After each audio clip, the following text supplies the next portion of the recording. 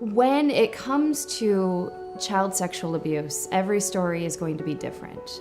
Every child is going to respond differently. Every case is going to be different. It's like somebody blows up a family. Most often, the perpetrator is somebody that the victim loves, that is close to, that has respect for.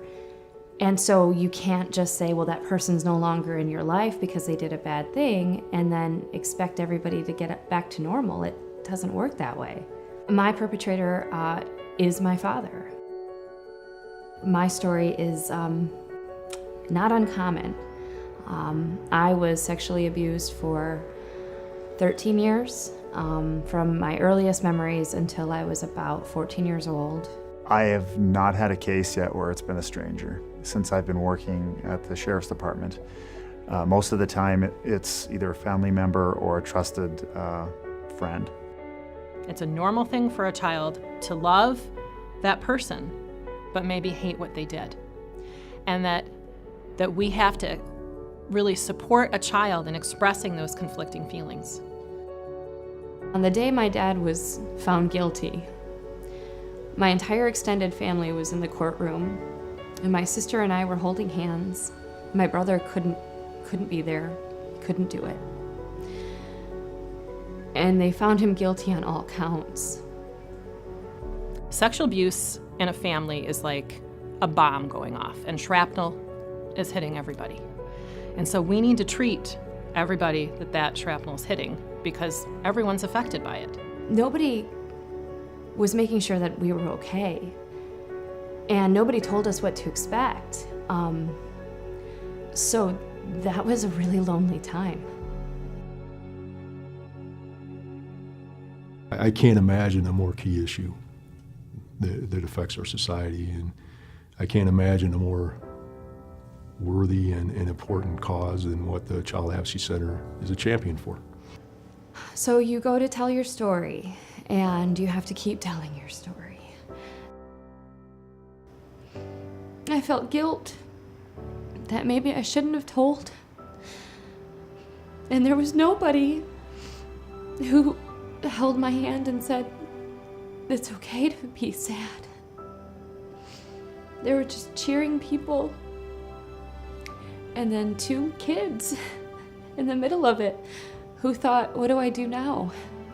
Hear people cheering and saying things like, justice was served, and oh, thank God.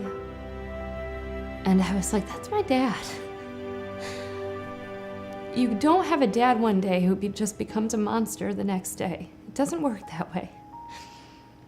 And there was nobody there to help us grieve. And we felt so much shame for feeling sad.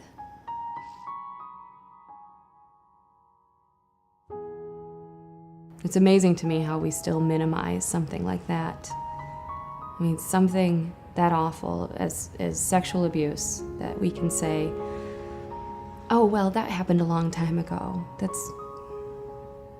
That it's with you every day. I'm just shocked at the amount of abuse that is going on in our community. There are probably victims in this audience who are living with that secret every day. I told my story to a detective in 1998, and there wasn't a children's advocacy center, and I told my story over and over and over again. And I think that's probably the biggest thing that the Advocacy Center does for kids, is gives them a voice. These are the most vulnerable people in our society. I truly believe that we can build hope and resiliency in children and move forward and heal. At the CAC, we provide all of our services, every single one of them, absolutely free to everybody who comes through our door. I just love the CAC. The Traverse Bay Children's Advocacy Center has literally changed my life, even though I'm not a child. And I need this in order to do my job to the best of my ability. I believe in the Children's Advocacy Center because, to me, they represent hope. They make a huge difference for us as police officers, but more importantly for the victims and the families of the victims. The CAC does provide the opportunity, the hope, the light that a child's life can be changed forever. Young Crystal, we're here today that she would be helped. That's just heartwarming to know that they're there.